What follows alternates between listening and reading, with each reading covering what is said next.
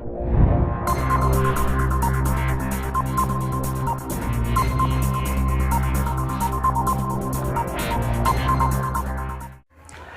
Everyone, मैं हूं आपका अपना विकास राहिज सर। आपके अपने यूट्यूब चैनल राहिज मैथमेटिक्स क्लासेज में आप लोगों का स्वागत करता हूं। आज हम लोग देखेंगे डिटर्मिनेंट्स का प्रॉब्लम। एक्सरसाइज है 4.2। इसमें हम लोग आज के प्रॉब्लम में देखेंगे कि बिना डिटर्मिनेंट को एक्सपेंड किए हुए हम लोग उस डिटर्मिनेंट्स का मान कैसे निकालते हैं, उस पर आधारित क्वेश्चन देखा जाएगा। तो आइए हम लोग देखते हैं। फर्स्ट क्वेश्चन कह रहा है प्रूव डैट, यानी सिद्ध कीजिए कि इतना बराबर जीरो तो करना है, लेकिन बिना एक्सपेंड किए हुए इसका मान जीरो बताना है, अर्थात गुणधर्मों यानी उसके प्रॉपर्टी को यूज करके इसको सिद्ध करना है। तो आइए हम लोग सॉल्यूशन करते हैं। सबसे पहले क्या करेंगे, प्रॉपर्टी हमने पिछले वीडियो लेक्चर में दिखाए थे, जिसमें डिटर्मिनेंट्स का टोटल 10 प्रॉपर्टी हमने बताया था। आप लोग उस वीडियो लेक्चर को अच्छे तरीके से देख लीजिएगा और 10 प्रॉपर्टी को लिख करके एक बार उसको रिवीजन कर लेंगे तो और बेहतर तरीके से इसका प्रॉब्लम काफ़ी आसानी से समझ आएगा। तो आइए देखते हैं। वहाँ पर प्रॉपर्टी बताया गया था कि यदि किसी डिटर्मिनेंट्स का कोई दो रो अथवा कॉलम आपस में समान हो तो उस डिटर्मिनेंट्स का मान हमेशा शून्य होता है। तो आइए सॉल्यूशन करते हैं। सबसे पहले तो LHS लिखना पड़ेगा। LHS में क्वेश्चन है x y z a b c x plus a y plus b z plus c, इतना इक्वल टू 0 दिखाना है RHS में। तो ऑपरेशन कर रहे हैं। ऑपरेशन क्या है कि सब क्या करेंगे हम लोग, इस दोनों को आप जोड़ करके लिख दीजिए, है ना। यानी C1 है और ये वाला C2 है, तो C1 के स्थान पे C1 प्लस C2 लिख सकते हैं। तो यहाँ पर लिखा जा सकता है अप्लाइंग, यहाँ पे लिखेंगे हम लोग अप्लाइंग C1 के जगह पे C1 प्लस C2, यानी ये फर्स्ट कॉलम के स्थान पे सेकेंड कॉलम कर जोड़ करके लिखना है। तो लिखते हैं, आएगा x प्लस a, यानी जुटेगा x प्लस a, फिर y प्लस b, फिर यहाँ से z प्लस c, ये आ गया। इसके बाद सेकेंड वाला कॉलम उतार लीजिए आप लोग ऐसे ही a b c, फिर थर्ड कॉलम है, थर्ड कॉलम को लिखेंगे x plus a, y plus b और z प्लस c। अब एक प्रॉपर्टी बताए थे कि किसी भी डिटर्मिनेंट का दो कॉलम या दो रो आपस में समान हो तो उस डिटर्मिनेंट्स का मान शून्य होता है। तो यहाँ पे पहला और तीसरा कॉलम समान है, इसलिए इस डिटर्मिनेंट्स का मान शून्य है। यहाँ पे कारण खाली लिखना होगा कि C1 equal to C3। Actually first और थर्ड कॉलम समान है, तो ऐसे ही बनाना है। ये जो शुरू का 5 जो क्वेश्चन दिया गया है एक्सरसाइज 4.2, उसमें क्या करना है, शुरू के 5 क्वेश्चन में यानी डिटर्मिनेंट को बिना एक्सपेंड किए हुए, बिना तुरे हुए उसको सिद्ध करके बताना है ना। तो उसी टाइप से आधारित क्वेश्चन होंगे। तो आइए देखते हैं नेक्स्ट क्वेश्चन, क्वेश्चन नंबर 2।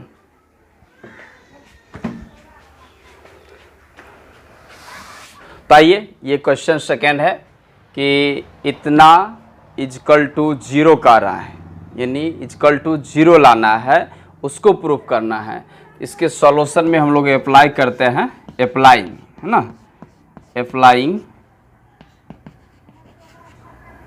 यहाँ पे क्या करिए कि एक प्रॉपर्टी बताए थे कि यदि किसी डिटर्मिनेंट्स के कोई भी एक रो या कोई भी एक कॉलम का सभी एलिमेंट्स 0 हो तो उस डिटर्मिनेंट्स का वैल्यू 0 होता है।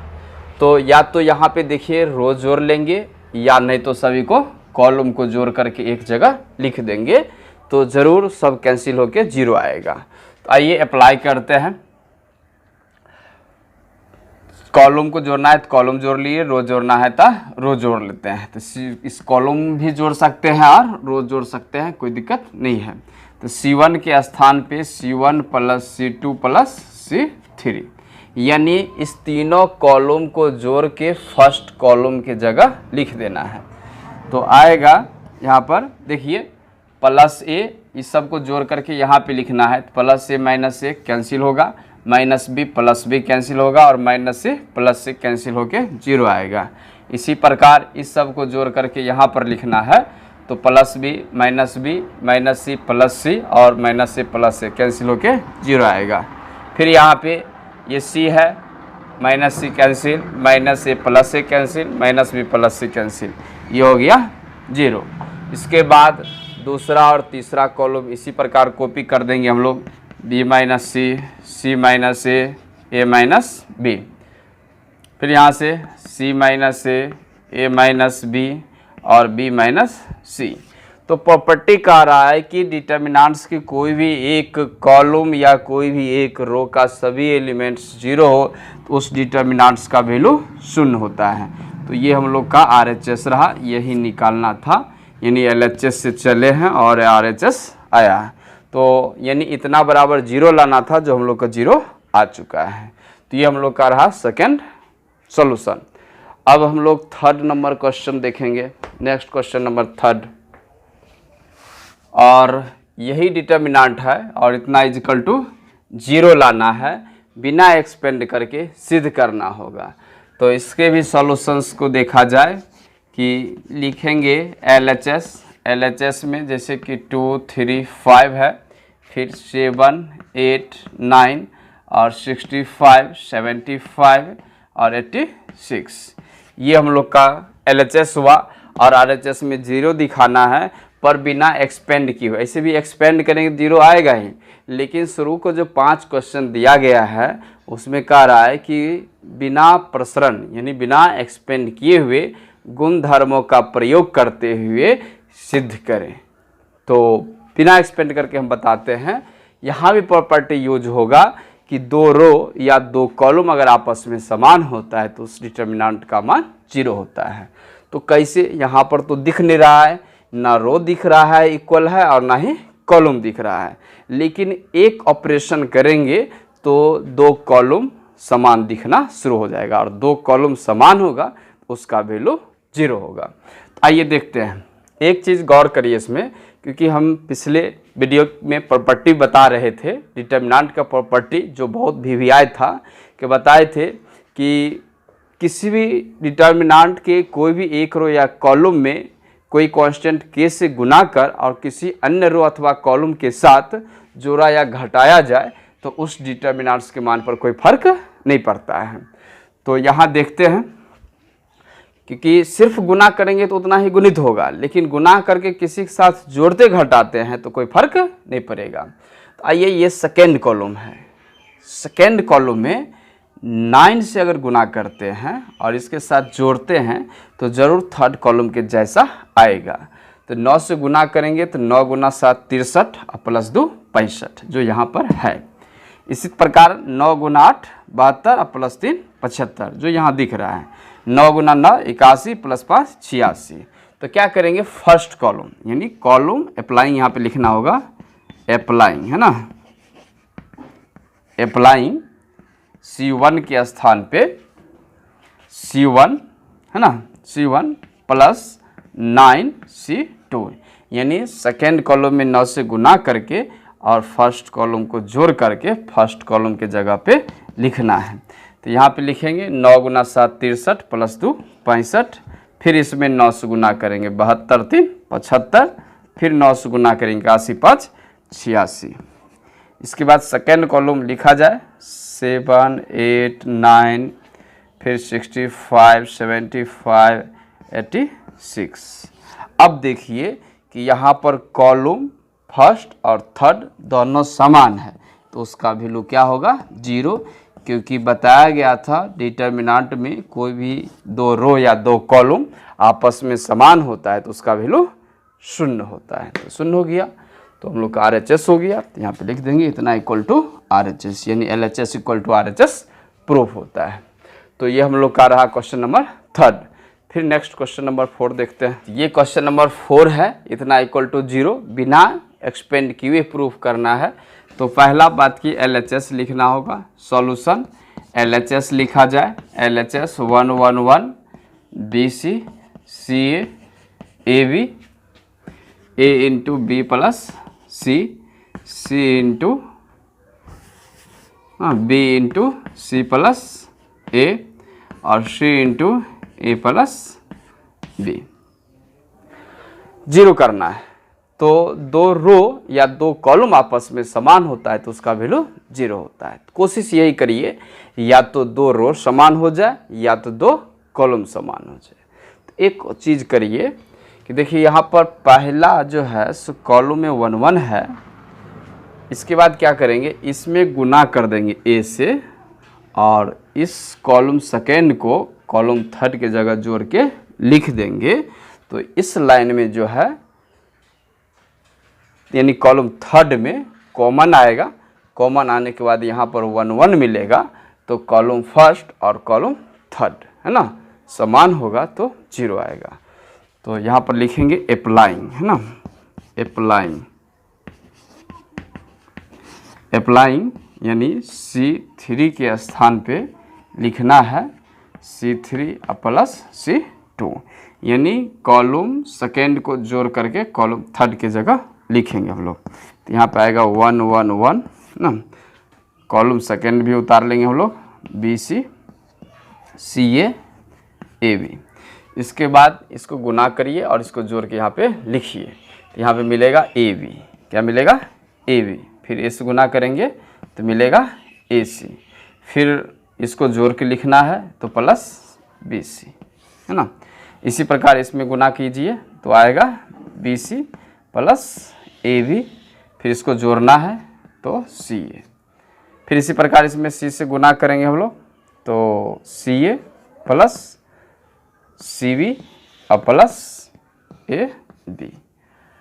अब क्या करेंगे हम लोग यहाँ पर कि थर्ड कॉलम में देखिए AB BC AC, यहाँ पे AB BC AC, यहाँ पे भी AB BC AC, ये थर्ड कॉलम में से कॉमन आएगा हम लोग का AB BC और प्लस AC, ये कॉमन आएगा।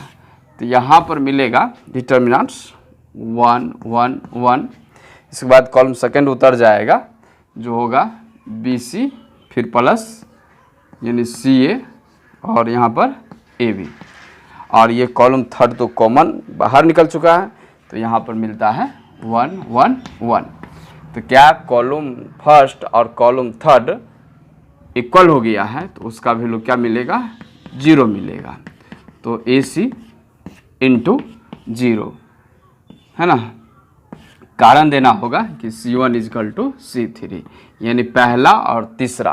कोई प्रॉपर्टी कहता था कि डिटर्मिनेंट्स का कोई भी दो कॉलम या कोई भी दो रो आपस में समान होता है तो उसका वैल्यू जीरो होता है। तो जीरो से मल्टीप्लाई होगा, जीरो इक्वल टू RHS। तो ये हम लोग का रहा LHS equal to RHS proof होता है। तो देखें हमने अभी तक 4 क्वेश्चन देख लिया कि चारों क्वेश्चन बिना एक्सपेंड करके प्रूफ करना था कि इक्वल टू जीरो लाना था, तो हमने जीरो लाया है। इसी प्रकार आगे नेक्स्ट क्वेश्चन नंबर 5 देखते हैं। LHS से RHS लाना है, इस बार जीरो नहीं लाना है लेकिन बिना एक्सपेंड करके प्रूफ करना है। तो सबसे पहले LHS लिखना पड़ेगा यहाँ पर। तो सॉल्यूशन में देखेंगे LHS क्या दिया हुआ है, LHS को कॉपी करिए B प्लस C है ना, C प्लस A यानी A plus B, column second है ना Q plus R, R plus P और P प्लस Q। इसी प्रकार Y plus Z, Z plus X और X प्लस Y। ये हम लोग का LHS है, लाना RHS है। ऑपरेशन कर सकते हैं लेकिन एक्सपेंड नहीं कर सकते हैं। तो आइए ऑपरेशन करते हैं। क्या करते हैं, ये जो तीनों रो जो दिख रहा है क्योंकि दो भी बाहर लाना है, ध्यान में इसको भी रखना है। तो पहला दूसरा तीसरा यानी सभी रो को जोड़ करके यानी पहला रो के जगह लिख सकते हैं या तीसरा रो के जगह लिख सकते हैं। तो आइए सबको जोड़ करके हम हालांकि तीसरा रो में लिख रहे हैं। तो अप्लाइंग है ना, अप्लाइंग R3 के स्थान पे आएगा R1 प्लस R2 प्लस 3। तो R1 और R2 में हमने कुछ नहीं कर रहे हैं, है ना। R1 और 2 ऐसे ही उतारा जाएगा। ये R1 है, तो R1 आएगा B plus C Q plus R Y plus Z। इसके बाद आएगा C प्लस A, है ना, यहाँ पर A है, और इसके बाद R प्लस P और Z प्लस X। अब यहाँ पर R3 की जगह चेंज हुआ है R1 plus R2 plus R3, यानी पहला दूसरा तीसरा रो को जोड़ करके तीसरा रो की जगह लिखना है। आइए लिखते हैं, सबको जोड़िए। A plus A 2A, C plus C 2C, अब B प्लस B 2B, तो यानी 2A 2B 2C, तो 2 इसमें आएगा, A plus B plus C। फिर यहाँ पर इसको जोड़ के लिखिए, जोड़ करके यहाँ पे लिखिए, 2P होगा, 2R होगा, 2Q होगा, 2 आएगा कॉमन, यानी PQR। फिर यहाँ से 2Z 2X और 2Y, तो 2 आ जाएगा common, X plus Y plus Z होगा, है ना। ये डिटर्मिनेंट हुआ। तो इसमें क्या है कि तीसरा रो में से 2 कॉमन आएगा, तीसरा रो में से 2 कॉमन आ जाएगा, है ना। इक्वल टू 2 कॉमन लेंगे हम लोग। पहला रो उतारिए, B plus C Q plus R और Y plus Z, C plus A R plus P और Z प्लस X। 2 कॉमन आ चुका है, तो A plus B plus C, P plus Q plus R, X plus Y plus Z, ये हो गया।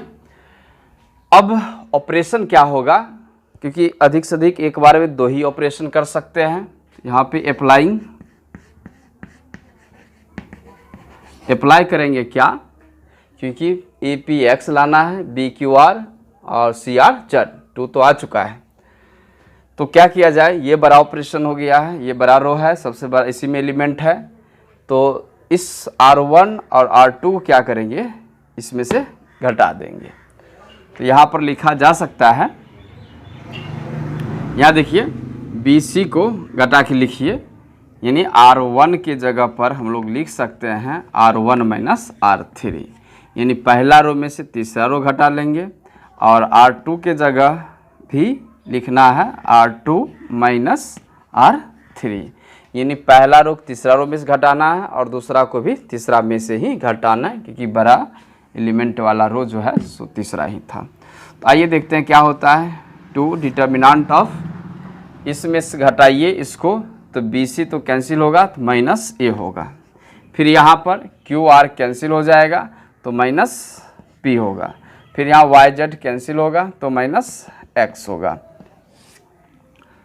फिर इसके बाद इसमें से, यानी दूसरा रो में से तीसरा रो को घटाएंगे, तो CA कैंसिल हो गया, तो माइनस B होगा। फिर यहाँ पे दूसरा रो में से तीसरा रो घटाएंगे, तो RP कैंसिल होगा और तो माइनस Q होगा। यहाँ से R2 में से R3 घटाएंगे, तो ZX कैंसिल होगा, तो माइनस Y होगा। और तीसरा रो उतारा जाए, आएगा A plus B plus C, यहाँ P plus Q plus R, यहाँ पर X plus Y plus Z, है ना। ये हो गया। अब क्या करेंगे, यहाँ पर माइनस A है, माइनस B है, तो minus A minus B, R1 R2 को जोड़ करके फिर R3 के जगह लिख देंगे, तो ये कैंसिल होकर क्या बचेगा, C। तो एक बार और ऑपरेशन किया जाए, R3 के स्थान पे R1 plus R2 plus R3।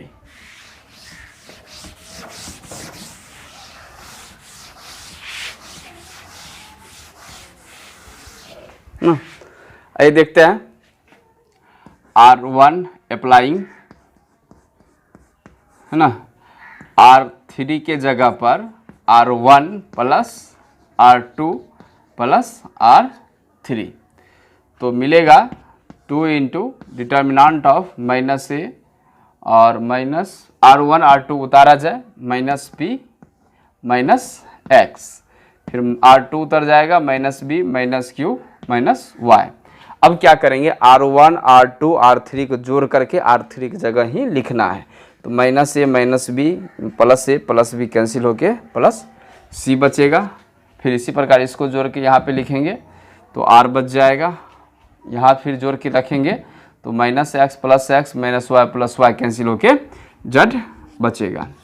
अब देखिए डिटर्मिनेंट का प्रॉपर्टी कह रहा था कि कोई भी एक रो या कोई भी एक कॉलम से अगर कॉमन आता है तो उसको कॉमन लिया जा सकता है।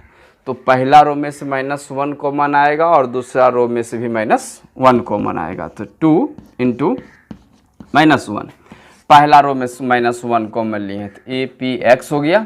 इसके बाद दूसरा रो में से भी -1 कॉमन लेंगे तो बी क्यू वाई हो जाएगा। तीसरा रो ऐसे ही उतरेगा सी आर जेड।